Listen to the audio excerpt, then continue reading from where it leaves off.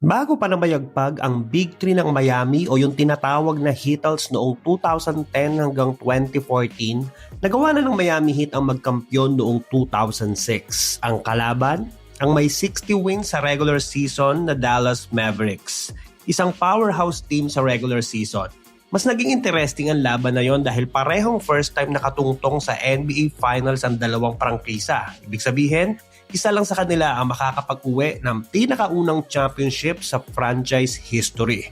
Ramdam mo ang gigil, ang pressure at ang gutom sa bawat possession. Pero sa huli, naiuwi ng Miami Heat ang kampyonato sa kabila ng pagiging down 0-2 sa pagsisimula ng serye. Isa na namang historic comeback sa pangunguna ng batang superstar at dominanteng big man. At nito lang nakaraan, nagkaroon sila ng reunion at celebration. Kaya balikan din natin kung nasaan na nga ba sila at ano na ang buhay after 20 years ng 2006 NBA Champions Miami Heat. Tara, pagkwentuhan natin. Miami has won! Miami is NBA champs! The Heat have won it! We're NBA champions for the first time! Ang head coach ng team ay si Pat Riley. Siya ang pumalit kay Stan Van Gundy mid-season at siya ang nag-lead sa Heat sa championship run. Hall of Fame coach na nagdala ng first title ng Miami bilang head coach noong 2006. After ng kampyonato, nag-coach pa siya sa team hanggang 2008 bago na-promote bilang team president ng Miami Heat.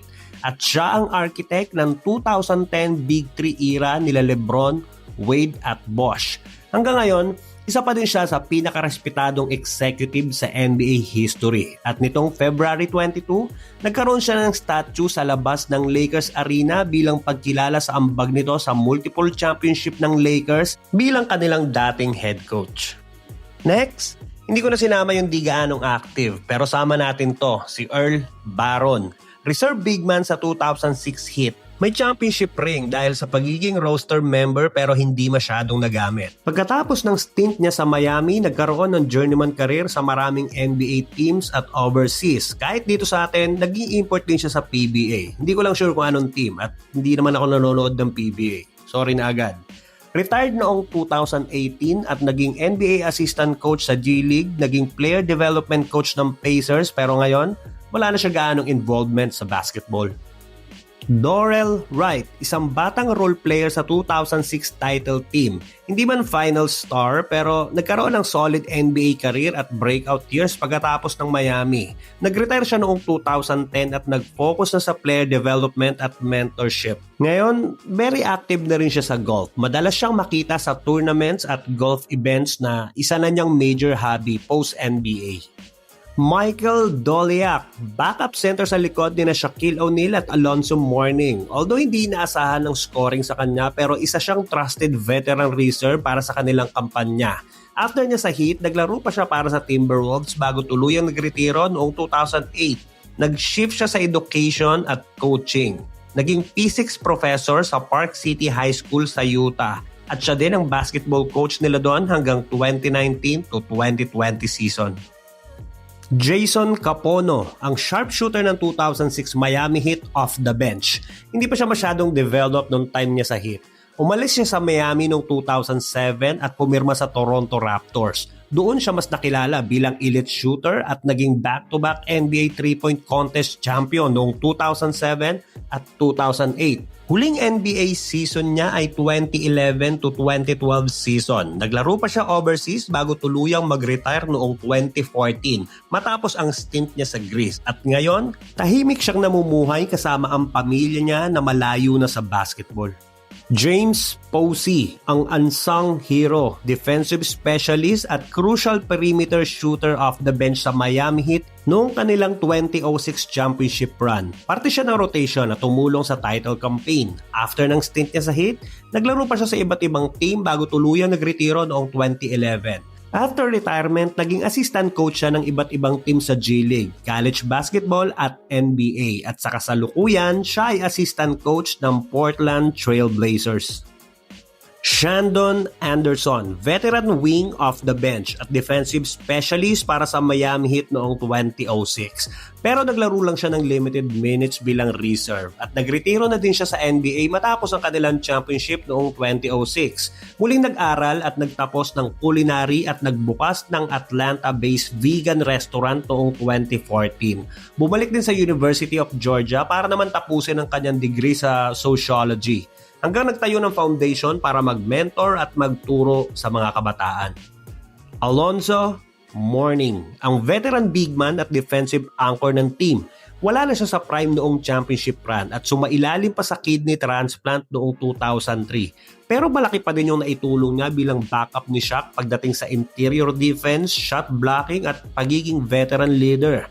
Nanatili pa siya sa Miami Heat hanggang 2008. Pero dahil sa mga injuries at edad na din, opisyal siyang nagretiro sa NBA noong 2009 matapos ang 15-season career. Pero hindi niya pa din iniwan ng Miami dahil naging Vice President of Player Programs and Development siya ng prangkisa hanggang ngayon. Naging aktibo din sa philanthropy at community work. Ang jersey number 33 niya ay retired ng Miami Heat at na-induct din siya sa Naismith Memorial Basketball Hall of Fame noong 2014. Gary Payton, ang tatay ni GP2. Ang veteran leader, defensive legend at crucial clutch performer ng 2006 Miami Heat team.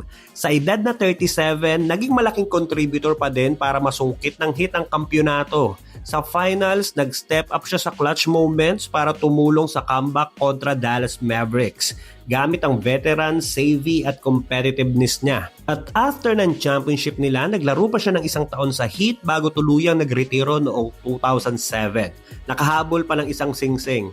After retirement, naging studio analyst sa NBA TV at Fox Sports. Naging coach sa Big 3 Basketball League, naging head coach ng ilang college teams at tinutuloy ang kanyang foundation na tumutulong sa unprivileged youth sa Oakland.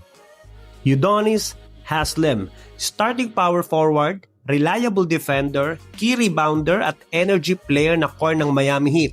25 years old pa lang siya noon. So, hindi siya yung Haslem na veteran na nakikita nyo sa last part ng karir niya. Siya ang madalas kapalitan ng muka ni Dirk Nowitzki. Meron siyang 6.5 points at 6.2 rebounds sa finals na may kasama pang 1.2 steals per game. Hindi na siya umalis sa Miami hanggang 2023. Nagkampiyon pa noong 2012 at 2013 kasama naman ang Big 3. Literal na Miami Heat for life dahil after retirement, kasalukuyan siyang Vice President of Basketball Development sa Miami Heat front office. Aktibo din sa mga community work sa Miami at ilang advocacy projects. Anton Walker, ang veteran forward, ang team leading 3-point shooter at third leading scorer ng team. Isa sa mga reason bakit nakabalik ang team mula sa 0-2 deficits. Malupit sa tres at nag-average ng 12.2 points at 5.1 rebounds per game. Legit floor spacer. After niya sa Heat, na-trade siya sa Timberwolves at naglaro ng isang season. Na-trade ulit sa Memphis pero na-wave din. Hanggang naglaro na lang sa Puerto Rico at nagretiro na din noong 2012. Isa si Anton Walker sa mga nahirapan after sa NBA. Nagkaroon ng financial difficulties at nag-file ng bankruptcy noong 2010. Pagkatapos ng pagkakautang na umabot sa milyon-milyon dahil sa mga investment at personal spending decisions. Pero ngayon, nakatutok na siya sa financial education para sa mga atleta at tumutulong sa Boston Celtics sa community at front office role at gumagawa ng documentary na Gone in an Instant pagkatapos maging debt-free noong 2013. Jason Williams, ang starting point guard, playmaker, veteran presence at naging connector ng mga stars ng team. Nagkaroon siya ng malaking tulong sa team lalo na nung conference finals kasama na ang 21 points sa Game 6. Ang backcourt duo at veteran mentor ni Dwayne Wade. After ng stint niya sa Miami, nagpalipat-lipat pa siya ng team bago tuluyang nagretiro noong 2011 dahil na din sa mga injuries. Pangalawang retiro niya na yan actually. After retirement, nananatili pa din siyang konektado sa basketball sa iba't ibang paraan. May podcast, basketball commentary, nag-host din siya ng basketball camps at tumututok sa pagpapakita ng skills at mentorship para sa mga kabataan. Shaquille O'Neal, dominant big man at one of the biggest stars sa 2006 Miami Heat championship team. Kilala nyo naman si Shaq, wala nang masyadong explanation dyan. Pero hindi na siya yung big time scorer gaya nung nasa Lakers siya na gumagawa ng 30 plus points per game.